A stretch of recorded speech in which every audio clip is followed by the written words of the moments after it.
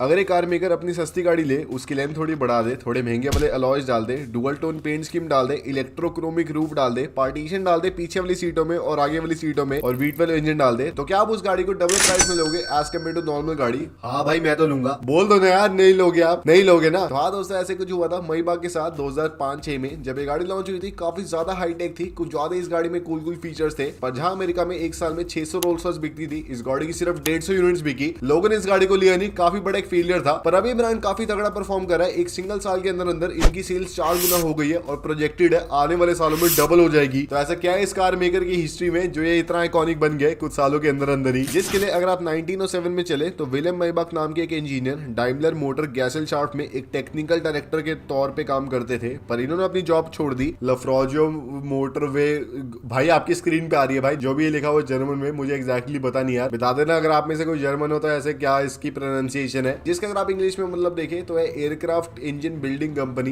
तो इतना बेसिक नाम है, इतना कॉम्प्लेक्स करा हुआ है। और इस कंपनी के अंडर ये जेपनलीन्स के लिए इंजन बनाते थे, जो कि अगर आपको नहीं पता तो जीटीए में आपने देखा होगा कि बहुत बड़ा गुब्बारा सा होता है जिसके ऊपर ऐसे एडवर्टीजमेंट सी होती है जिसको हम उड़ा सकते हैं। तो उसके इंजन होते हैं, वो ये कंपनी बनाती थी। उसको भाई बढ़िया मजे आते थे फाड़ने में जीटीए में। अब तो जीटी 6 आ गई है ना। और हाँ, सब्सक्राइब कर लो भाई जीटीए 6 के अपडेट के लिए। भाई उसका क्या ही अपडेट मिलेगा, पर तब भी सब्सक्राइब कर लो। और फिर आने वाले सालों में इन्हें कार्स का बहुत ही बड़ा शौक चढ़ा और इसलिए 1919 में ये पहली अपनी एक्सपेरिमेंटल गाड़ी को शोकेस करते हैं, जो कि ऐसे कोई बहुत ही प्रोडक्शन स्पेक गाड़ी नहीं होती, बस इनका एक शौक होता है जो कि पूरा करते हैं। पर फिर 1921 में ये अपनी मईबाक 2770 हॉर्स पावर को अनवील करते हैं, जो कि एक 5 मीटर लंबी गाड़ी होती है, जिसमें आपको चारों पहियों में सेपरेट ब्रेक्स मिलती थी। उस टाइम काफी बड़ी बात थी। साथ ही में आपको कस्टमाइजेबल वुडन इनलेस मिलते थे और कस्टमाइजेबल वुडन कंपार्टमेंट्स मिलते थे, जिससे आप बढ़िया अपनी गाड़ी को कस्टमाइज कर सकते हैं। पर इस गाड़ी का प्राइस बहुत ही महंगा था, सिर्फ इसकी 300 यूनिट्स बिकी 6 सालों के अंदर अंदर। और फिर सेकेंड वर्ल्ड वॉर शुरू हो गई, जिसकी वजह से मईबाक नाजी जर्मनी आर्मी को उनकी पैंजर 1, 2, 3, 4, 5 टाइगर 1, 2 जो उनके टैंक्स थे उनके इंजन सप्लाई करना शुरू हो गए। बढ़िया काफी अच्छे पैसे कमा रहे थे। पर क्योंकि जर्मनी एक वॉर में थी तो जर्मनी के ऊपर भी काफी सारे बॉम्ब्स फूट रहे थे, और जहाँ पे इनकी फैक्ट्री थी वहीं पे एक बॉम्ब फूट गया, इनकी पूरी फैक्ट्री डिस्ट्रॉय हो गई। पूरी फैक्ट्री में कुछ भी अब प्रोड्यूस हो नहीं सकता था, एकदम बेस लेवल पे आ गए जहाँ से इन्होंने स्टार्ट किया था। अब वर्ल्ड वॉर 2 तो एंड हो जाती है, पर इनकी फैक्ट्री अभी भी खंडरी बन के रह जाती है। ये काफी कोशिश करते हैं अपनी फैक्ट्री को दोबारा रनिंग में लाने में, पर अभी भी अपनी कार प्रोडक्शन वाले बिजनेस को ये रनिंग में ला नहीं पाते और कंपनी लॉसेस फेस करना शुरू हो जाती है। और इसलिए फिर 1960 में डाइमलर बेंज इस कंपनी को एक्वायर कर लेते हैं और अपनी W116 एस क्लास में अपग्रेड करके बेचने में, जिसमें कंपनी उनकी ये दोनों कार्स लेती थी, मतलब इनकी एस क्लास लेती थी उस टाइम की, उसके इंटीरियर में थोड़े बहुत अपग्रेड्स करके उसको बेचती थी।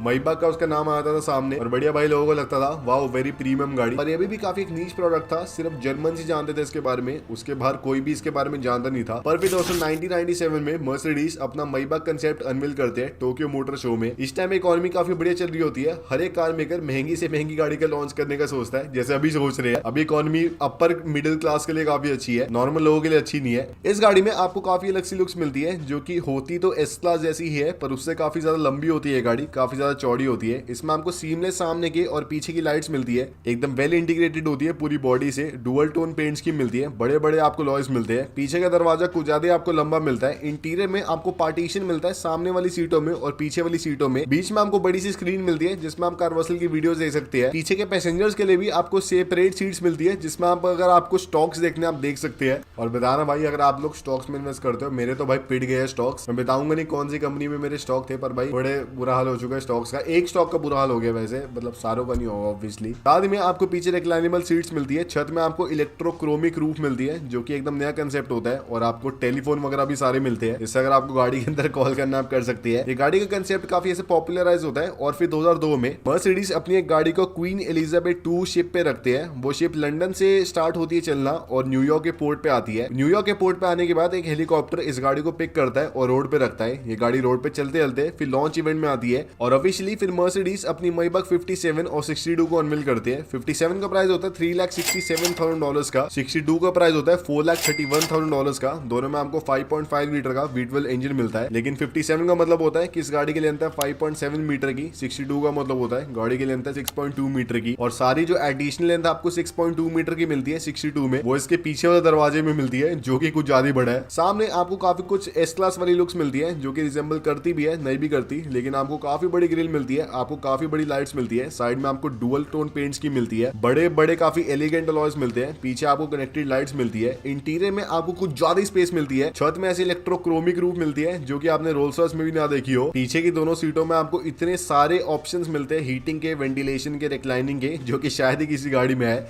सामने और पीछे की सीटों में आपको पार्टीशन मिलता है और सामने के ड्राइवर से बात करने के लिए आपको टेलीफोन मिलता है। पीछे आपको 2 स्क्रीनें मिलती है, बढ़िया बढ़िया कुछ भी देखने के लिए। सोना अगर आपको इस गाड़ी में आप सो सकते हैं, बढ़िया आपको आसपास पूरे कर्टन्स मिलते हैं और इस गाड़ी की जितनी स्पेस आपको कोई भी गाड़ी में नहीं मिलती आसपास। भले अगर आप रोल्स रॉयस ले लो, भले अगर आप बेंटली ले लो, कोई भी आसपास होती नहीं है। मर्सिडीज इस गाड़ी के लॉन्च को लेके काफी ऑप्टिमिस्टिक होते हैं। उनकी एक्सपेक्टेशन होती है कि साल के अराउंड 2000 यूनिट्स बेचेंगे इस गाड़ी की, जिसमें 1000 यूनिट सिर्फ अमेरिका में बिकने वाली है। और इसके लॉन्च से पहले मर्सिडीज अराउंड 71 माइबाग डीलरशिप्स को ओपन करते हैं अमेरिका में, कि इतनी इस गाड़ी की डिमांड आने वाली है कि पहले हमने 70 डीलरशिप्स को ओपन कर लिया। पर दोस्तों जो मर्सिडीज ने सोचा था वैसा हुआ नहीं। जो उन्होंने सोचा था कि इसकी 1000-2000 यूनिट्स बेचेंगे, इसकी सिर्फ 150 यूनिट्स बिकती है ऑन एन एवरेज एक साल में। वही अगर आप कंपेयर करें बेंटली से और रोल्स रॉयस से, उनकी 600-700 मिनिमम बिक रही थी एक सिंगल साल की। जबकि इस गाड़ी में आपको ज्यादा बढ़िया फीचर्स मिलते हैं, आपको ज्यादा बड़ा साइज मिलता है, आपको ज्यादा बड़ी या कंफर्ट मिलता है टेक्निकली। पर इस गाड़ी में दोस्तों काफी बड़ी कमियां थी। एक कमी थी कि इस गाड़ी का प्राइस कुछ ज्यादा महंगा था, जिसमें इस गाड़ी का स्टार्टिंग प्राइस अराउंड $3,70,000 का था।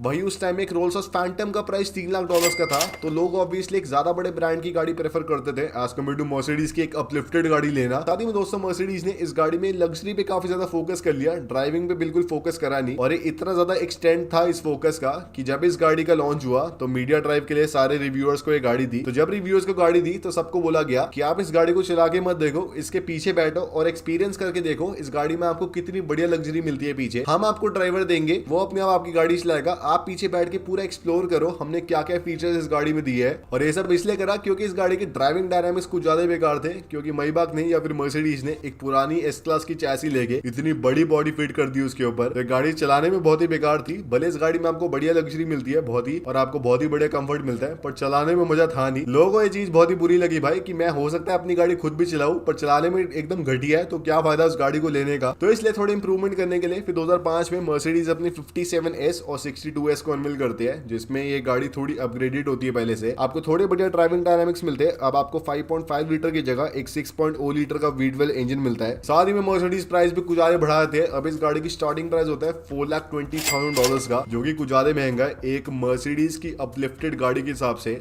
अभी भी इस गाड़ी की सेल्स को कुछ होता नहीं है, लेकिन मिडिल ईस्ट में मर्सिडीज बढ़िया शेक होगा पैसा निकालने के लिए। तो इसलिए मर्सिडीज 2007 में मिडिल ईस्ट में अपनी 62S लैंडोले को लॉन्च करते हैं, जो कि आपने डीजे खालिद की किसी वीडियो में देखी होगी, मुझे बहुत ही पसंद है। जिसमें एक 62S को लिया, पीछे की पूरी रूफ हटा दी, एक कपड़े की रूफ डाल दी, तो टेक्निकली पूरी गाड़ी ऊपर से खाली है। एक ऐसे कैब्रियोले कन्वर्टेबल वाली थीम आती है, जो कि आपने शायद ही किसी और गाड़ी में देखी हो। ऐसी फील किसी गाड़ी में नहीं आती, सिवाय की वो मायापुरी वाली गाड़ियां जो लोग काट देते हैं, छत उनकी काट देते हैं और बना देते हैं कन्वर्टेबल, वही वाली फील है। सोचो भाई आप इस गाड़ी में बैठे हो और ऐसे मुकेश अंबानी मान लो बैठे हो इस गाड़ी में, कहीं चल रही है, ऐसे नारियल वाला आता है, 10 का नारियल ले लो, 10 का नारियल ले लो, पूरा सा देख रहा भाई मुकेश अंबानी कैसे बैठे हुए हैं गाड़ी के अंदर। थोड़ा अजीब है पर काफी कूल है। इसे डीजे खालिद ने लिया, सैमसंग के पहले वाले चेयरमैन ने लिया। मैं लेना चाहता था पर मेरे पास पैसे नहीं थे उस टाइम पे इतने ज्यादा, क्योंकि प्राइस इस गाड़ी का था $1.35 मिलियन का, कुछ ज्यादा महंगी थी ये। पर मर्सिडीज की अभी भी सेल्स हो नहीं रही थी। फिर 2008 में फाइनेंशियल क्रैश आ गया, जिसमें ऐसी लग्जरी कार्स की डिमांड और ज्यादा डैम्पर ऑफ कर गई, मर्सिडीज की और ज्यादा कर गई, जिसमें एक साल में इनकी सिर्फ 40 यूनिट्स बिकी अमेरिका में।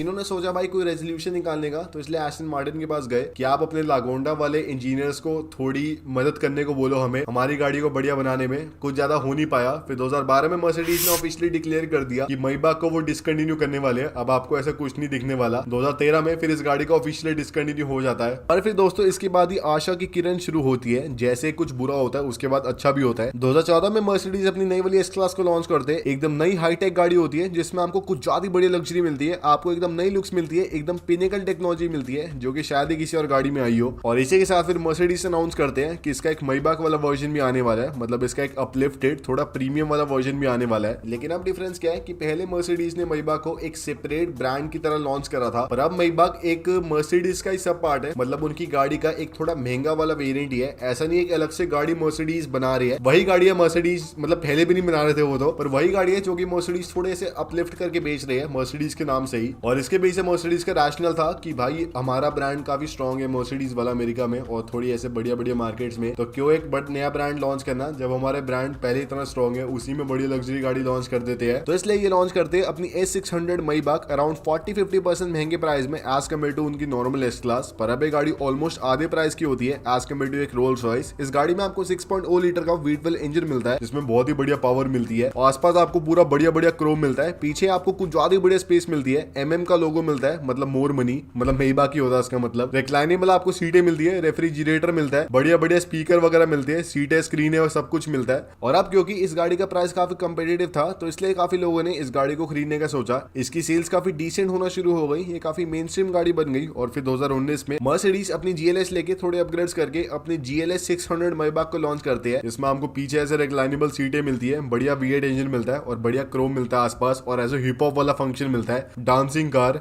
और इसके लॉन्च के बाद ही मर्सिडीज की सेल्स ऑलमोस्ट 5 गुना हो गई है उनकी मैबाक वाली डिवीजन की, और एक्सपेक्टेड है डबल हो जाएगी 2027 तक। और अगर आप देखें, आप मुझे बताना आप क्या प्रेफर करोगे, एक 3 करोड़ की मैबाक या फिर 4 करोड़ की बेंटली या फिर 6 करोड़ की रोल्स रॉयस। ऑब्वियसली प्रेफर तो रोल्स रॉयस ही करोगे, पर क्या आपको ज्यादा बढ़िया वैल्यू फॉर मनी लगता है? मुझे तो भाई अभी भी बेंटली